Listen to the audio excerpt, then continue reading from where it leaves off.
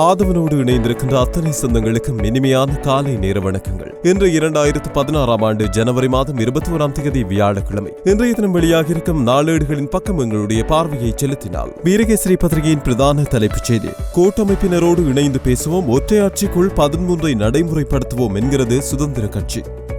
அரசியலமைப்பு திருத்தம் தொடர்பில் ஐக்கிய தேசிய கட்சியும் ஸ்ரீலங்கா சுதந்திர கட்சியும் இணக்கம் கண்டுள்ள நிலையில், அதிகார பகிர்வு உள்ளிட்ட ஏனைய விடயங்கள் குறித்து இரண்டு கட்சிகளும் தமிழ் தேசிய கூட்டமைப்போடு பேச்சுவார்த்தை நடத்த உள்ளதாக ஸ்ரீலங்கா சுதந்திர கட்சியினர் தெரிவித்துள்ளதாக அந்த செய்தி இடம் பிடித்துள்ளது. ஈழக்கனவினை நனவாக்க அரசாங்கம் முயற்சிக்கிறது. சிறுபான்மையினருக்காக மாத்திரமே ஜனாதிபதியும் பிரதமரும் செயற்படுகின்றார்கள். தமிழ் தேசிய கூட்டமைப்பு உட்பட புலம்பெயர் அமைப்பினரின் தேவைக்கேற்ப அரசாங்கமானது ஈழக்கனவினை நனவாக்குவதற்கு முயற்சிக்கிறது. இதற்கு நாம் ஒருபோதும் இடமளிக்கப் போவது இல்லை. அதே நேரம் பிரதமர் ரணில் விக்ரமசிங்க பிரதமர் பதவியினை துறப்பதற்கான காலம் நெருங்கி வருகிறது என்று பாராளுமன்ற உறுப்பினர் விமல் வீரவன்ச தெரிவித்திருப்பதாக அவருடைய புகைப்படம் தாங்கிய செய்தியாக அந்த செய்தி பிரசுரமாகியுள்ளது. தமிழ் மக்கள் பேரவையின் தலைமையில் இருந்து விலகேன், விக்னேஸ்வரன் திட்டவட்டம் என்று இன்னும் ஒரு செய்தி காணப்படுகிறது. தமிழ் மக்கள் பேரவையின் இணைத் தலைவர் பதவியில் இருந்து உடனடியாக விலகுமாறு மாகாண சபை உறுப்பினர்கள் சிலரால் முன்வைக்கப்பட்ட கோரிக்கையை வடமாகாண முதலமைச்சர் சி.வி. விக்னேஸ்வரன் மறுத்துள்ளதாகவும், அந்த பதவியில் இருந்து தான் எப்போதும் விலகப் போவதில்லை என்றும் தெரிவித்திருப்பதாக குறித்த செய்தி தொடர்ந்து இடம் பிடித்துள்ளது. இன்றைய வீரகேசரியின் ஆசிரியர் தலையங்கத்தை பொறுத்தவரைக்கும் மக்களின் நம்பிக்கையை கட்டி காக்க வேண்டும். ஊழல் மோசடிகளையும் அதிகார துஷ்பிரயோகங்களையும் இல்லாதொழிப்பதாக உறுதியளித்து ஆட்சிக்கு வந்த புதிய அரசாங்கமானது வாக்குறுதி அளித்தபடி செயற்படுகிறதா என்ற சந்தேகம் தற்போது எழுந்துள்ளது. கடந்த ஆட்சி காலத்தில் நாட்டில் ஊழல் மோசடிகள் அதிகார துஷ்பிரயோகங்கள் தலைவிரித்தாடின. இதனால் பொதுமக்கள் பெரும் பாதிப்புகளை சந்தித்து வந்தனர். அன்றைய அரசாங்கத்தில் தலைமை வகித்தவர்கள் நாட்டில் எதை வேண்டுமானாலும் செய்யலாம் என்ற அராஜக நிலை காணப்பட்டது. அரசாங்கத்தில் அங்கம் வகித்தவர்கள் பெரும் ஊழல் மோசடிகளில் ஈடுபட்டார்கள். போலீஸ் திணைக்களமும் அரசியல் மயப்படுத்தப்பட்ட நிலையில் காணப்பட்டு வந்தது. இந்த நிலையில் தான் கடந்த வருடம் ஜனவரி மாதம் முதல் இடம்பெற்ற ஜனாதிபதி தேர்தலின் போது எதிரணி வேட்பாளராக களமிறக்கப்பட்ட மைத்ரிபால சிறிசேனவை ஆதரித்த பிரதான கட்சிகள் தமது ஒருமித்த ஆதரவை வழங்கி ஜனாதிபதியாக மைத்ரிபால சிறிசேன அவர்களை தெரிவு செய்தனர் என்று இன்றைய நாட்டின் ஆட்சி நிலை தொடர்பான சாராம்சமாக இந்த ஆசிரியர் தலையங்கம் இடம் பிடித்துள்ளது. தினக்குரல் பத்திரிகையின் பிரதான தலைப்புச் செய்தி: தமிழ் மக்கள் பேரவையில் இருந்து ஒருபோதும் விலகப் போவதில்லை, வடமாகாண சபை உறுப்பினர்களிடம் முதலமைச்சர் விக்னேஸ்வரன் தெரிவிப்பு. தமிழ் மக்கள் பேரவையில் இருந்து விலகப் போவதில்லை என வடமாகாண முதலமைச்சர் சி.வி. விக்னேஸ்வரன் உறுதிபட தெரிவித்துள்ளார். தமிழ் தேசிய கூட்டமைப்பில் அங்கம் வகிக்கும் வடமாகாண முதலமைச்சர் தமிழ் மக்கள் பேரவையில் இணைத்தலைமை பதவியை ஏற்றுக்கொண்டதை அடுத்து உருவாகியுள்ள நிலைமை தொடர்பாக வடமாகாண சபையில் அங்கம் வகிக்கும் தமிழ் தேசிய கூட்டமைப்பு உறுப்பினர்கள் நேற்று புதன்கிழமை மாலை வடமாகாண சபை முதலமைச்சரின் அலுவலகத்தில் முதலமைச்சரோடு விசேட சந்திப்பொன்றை நடத்தியிருந்தார். அதன் போதே அவர் இவ்வாறு தெரிவித்ததாக அந்த செய்தி இடம் பிடித்துள்ளது. இலங்கையில் போர்க்குற்றம் புரிந்தோருக்கு எதிராக நடவடிக்கை எடுக்க வேண்டும், கொழும்பை வலியுறுத்துமாறு டெல்லியை கோருகிறது தமிழக அரசு. தமிழர்களுக்கு அவர்களின் நிலங்களை திரும்ப வழங்கி சம வாழ்வுரிமையோடு கண்ணியமாக அமைதியாக வாழ ஒரு வாய்ப்பை ஏற்படுத்தி தர இலங்கை அரசை இந்தியா வற்புறுத்த வேண்டும் என்று தமிழக ஆளுநர் ரோசையா தெரிவித்துள்ளார் என்று அந்த செய்தி தொடர்ந்து புகைப்படத்தோடு பிரசுரமாகியுள்ளது. தினக்குரலின் ஆசிரியர் தலையங்கம்: உலக சந்தையில் எரிபொருள் விலை வீழ்ச்சி. உலக சந்தையில் 12 ஆண்டுகளின் பின்னர் எண்ணெய் விலை அதிகளவு குறைவடைந்திருப்பதும், அதனையடுத்து இலங்கையிலும் பெட்ரோலிய விலைகளின் விலையை குறைக்க அரசாங்கம் தீர்மானித்திருப்பதும் பொதுமக்களுக்கு உவப்பான செய்தியாகும். எரிபொருட்களுக்கான விலை சூத்திரத்தை வெளியிட்டு அதனூடாக பெட்ரோலிய பொருட்களின் விலையை குறைக்க அரசாங்கம் தீர்மானித்திருப்பதாக அறிவிக்கப்பட்டிருக்கும் நிலையில், குறித்த விலை குறைப்பின் சாதக பாதக நிலைமைகளை அலசுகிறது இன்றைய தினக்குரலின் ஆசிரியர் தலையங்கம். தினக்குரல் சுமந்துள்ள மலையக செய்திகள் பக்கத்தில் கொட்டக்கலை ஆசிரியர் பயிற்சி கலாசாலையை அபிவிருத்தி செய்ய நடவடிக்கை. கொட்டக்கலை ஆசிரியர் பயிற்சி கலாசாலை நவீன முறையில் அபிவிருத்தி செய்யப்பட உள்ளது. மலையகத்தில் காணப்படும் ஆசிரியர் கலாசாலைகளில் ஒன்றான இந்த கலாசாலையில் பாரிய குறைபாடுகள் காணப்படுகின்றன. இதனை நிவர்த்தி செய்வதற்கு தேசிய கல்வி நிர்வாகத்தின் தலைவர் கல்வி ராஜாங்க அமைச்சர் வே. ராதாகிருஷ்ணன், தேசிய கல்வி நிறுவனத்தின் அதிகாரிகள் ஆகியோர் கொட்டக்கலை பயிற்சி கலாசாலைக்கு அண்மையில் விஜயம் ஒன்றினை மேற்கொண்டு குறைபாடுகளை நேரில் பார்வையிட்டு கலாசாலை நிர்வாகத்தோடு அபிவிருத்தி தொடர்பாக கலந்துரையாடியிருப்பதாகவும், அதன் பிரகாரம் இந்த முடிவு எட்டப்பட்டிருப்பதாகவும் அந்த செய்தி இடம் பிடித்துள்ளது. சுடரொளியின் இன்றைய பிரதான தலைப்புச் செய்தி: கிளிநொச்சியில் இன்று கூட்டமைப்பின் முக்கிய கூட்டம், முதல்வர் விக்கிக்கும் அழைப்பு.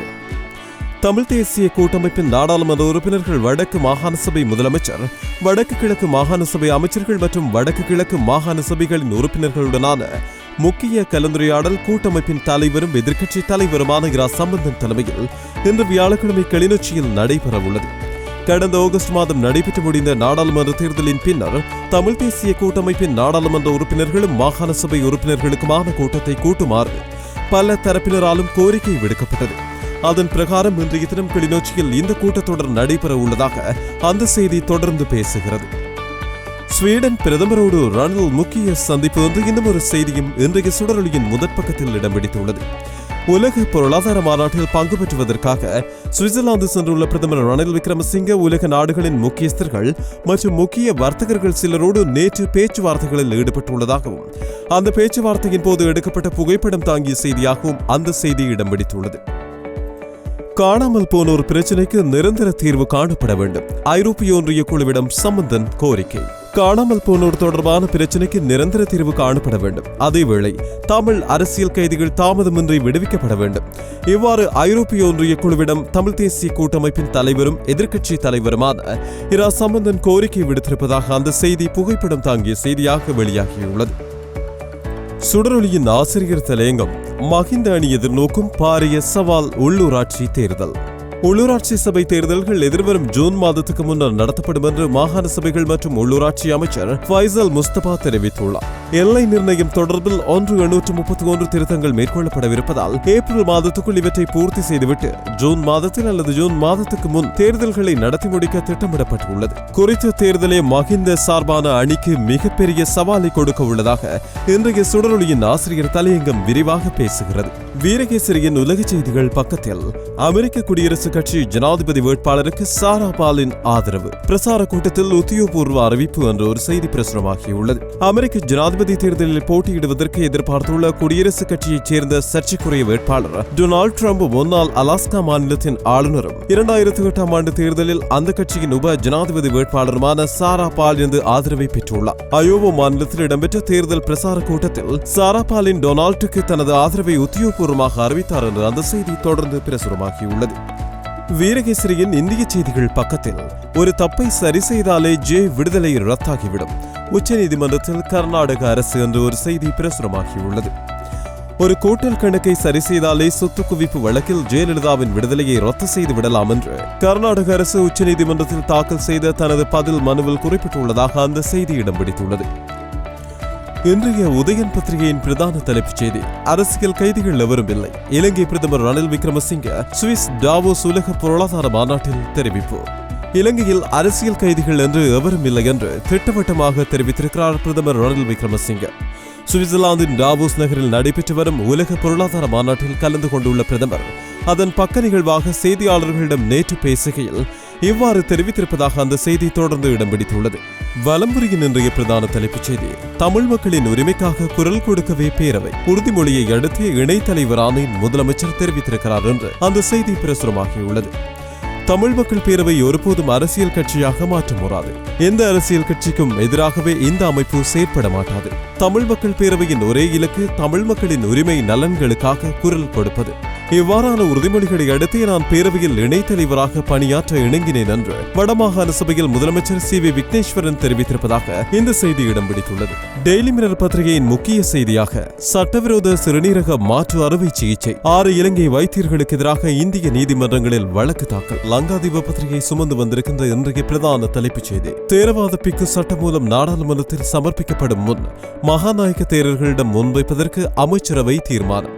இறுதி முடிவை அமைச்சரவை எடுக்கும் என்கின்ற செய்தி பிரசுரமாகியுள்ளது. தினக்குரலின் கேலி சித்திரத்தை பொறுத்தவரைக்கும் நேற்றைய தினம் அரசாங்கத்தினால் பெட்ரோலிய விலை குறைப்பு தொடர்பான விலைச்சூத்திரம் பாராளுமன்றத்தில் சமர்ப்பிக்கப்பட்டது. குறித்த விலைச்சூத்திரம் தொடர்பில் பல்வேறு சிக்கல்கள் நிலவுவதாக பல தரப்பினாலும் குற்றம் சுமத்தப்பட்டு வரும் நிலையில் குறித்த கேலி சித்திரமும் தற்போதைய சிக்கல் நிறைந்த நிலையையே எடுத்துக் காட்டுவதாக அமைந்துள்ளது. சுடரொலியின் கேலி சித்திரத்தை பொறுத்தவரைக்கும் எதிர்வரும் பிப்ரவரி 6 இந்திய வெளியுறவுத்துறை அமைச்சர் சுஷ்மா ஸ்வராஜ் இலங்கை வருகிறார். இவர் ஜனாதிபதி மைத்ரிபால சிறிசேன மற்றும் பிரதமர் ரணில் விக்ரமசிங்கே மற்றும் ஏனைய பல அரசியல் கட்சி பிரமுகர்களை சந்தித்து பல்வேறுபட்ட பேச்சுவார்த்தைகளில் ஈடுபட உள்ளார். இதன்போது காணாமல் போனோர் தொடர்பிலான பிரச்சனைகளை ஏதேனும் கிளறுவாரா என்று சொல்லி பரவலான எதிர்பார்ப்பு நிலவுகிறது. இந்த நிலையில் காணாமல் போனவர்களின் கதி என்ன என்கின்ற விதமாய் இன்றைய சுடரொலியின் கேலி சித்திரம் பிரசுரமாகியுள்ளது.